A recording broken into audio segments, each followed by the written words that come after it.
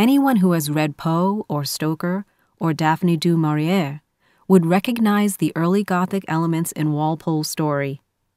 The story begins with a tragedy. A lord's son dies on his wedding day. The lord then decides to marry the girl himself. She flees to a church. The lord pursues and is about to kill her rescuer when a birthmark reveals that the young man is his own son. The lord locks him in a tower, but he escapes with the girl into the catacombs. And so it continues, a melodramatic tale of murder, betrayal, and mistaken identity, with a bittersweet romantic ending. By the third edition, the book's subtitle had changed from a story to a Gothic story, and so a genre was launched. Classic Gothic literature, with its stock elements, innocent heroine, mysterious hero, isolated setting, curses, madness, secrets, has gone in and out of fashion since Walpole. In the 60s and 70s, it saw a revival with Gothic romantic suspense, most notably in the books of Victoria Holt, Barbara Michaels, and Mary Stuart. These novels often included an element of the supernatural, but it was usually subdued. A ghost might hold the key to a secret, or a character might discover her ancestors were witches. The erotic elements were even more subdued. Rarely was there anything more explicit than kisses and longing. Even the erotic subtext was muted, far more than it had been in Gothic novels written a century earlier.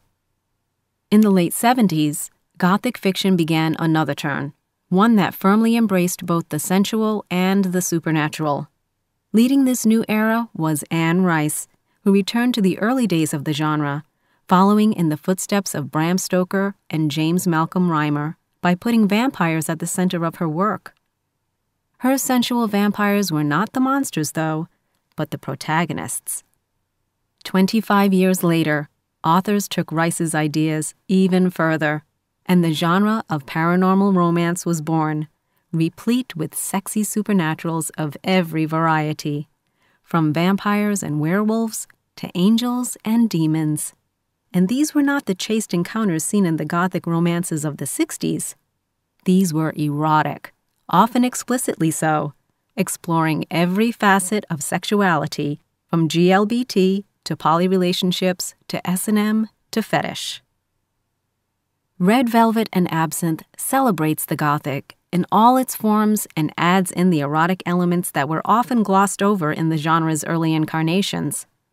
Here we do find traditional historical tales and exotic settings, but we'll also find contemporary stories, and those with a magical surrealism that transcends time.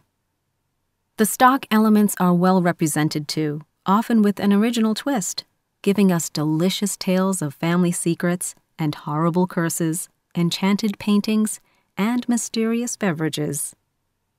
Those looking for the supernatural will not be disappointed.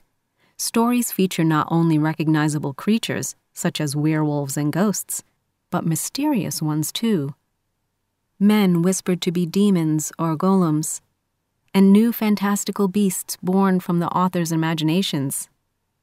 Whatever the setting or the time period or the elements chosen, all these stories embrace the emotional and sensory richness integral to the Gothic tale.